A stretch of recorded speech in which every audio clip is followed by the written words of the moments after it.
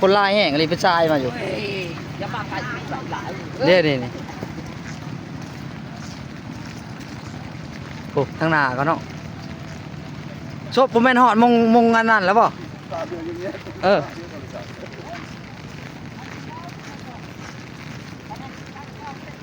มื้อนี้บ่ได้ไปทางนั้นเนาะบ่ได้ไปภาษามาหน้าเพิ่นเนาะ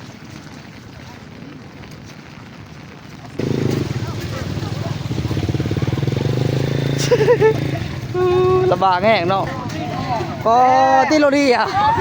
แฮกคักโอ้ยที่โรไทยอ่ะคักอะไรนี่นอตอีอ่ะคักแล้วอันนี้นอตไม้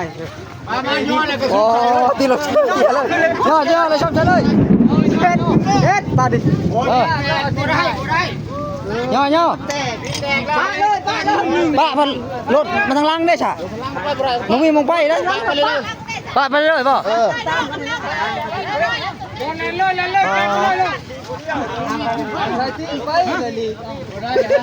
มันมาจุบแล้วป่ะเนี่ยวัดตรวจแล้วก็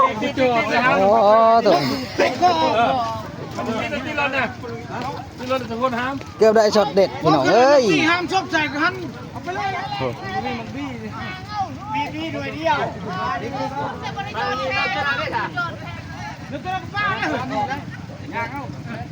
ป้านี่ละไปบ่ได้วันนี้เนาะที่เราถ่ายรูป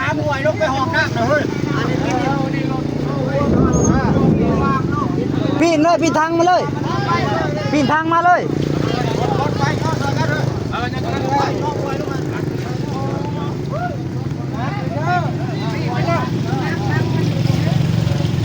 ปีนเลยปีนทางเลย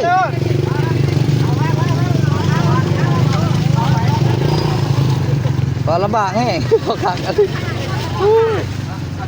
ปีนทางเลย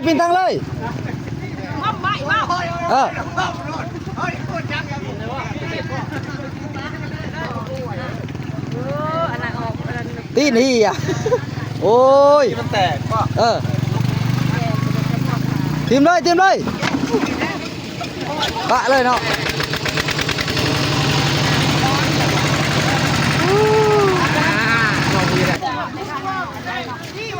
อันนี้ก็มาดามเฮาได้นี่มาดามก็มามีคนจักกระจอกนั่นน่ะต้องผูกเพิ่นกำลังออกมาแต่ว่างเนาะพอนอนนี่พอมงที่เอาขุดมาสาวไว้เนาะมาบ่ทันเมื่อกี้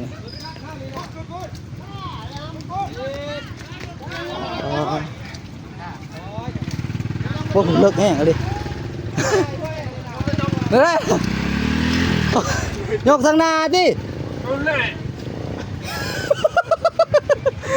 จะอยู่ชอยก็อยู่บ่ได้เนี่ย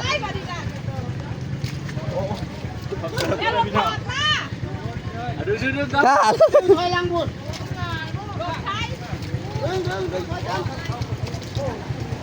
มงคุดมาสาวแน่นอนเลย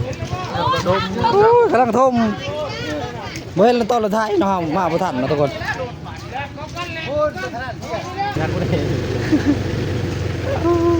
เลือกกันลีเนาะเลือกกว่าท่าพอแล้วไปทางนี้จะไปพูดแล้วมาพี่บอแล้วเราจะอยู่หน้านั้นแล้วยังวะยอมเลยลำบากไปลำบากแมนแต่ห้ามกับฟ้าฟันไปคือเก่าจะยอม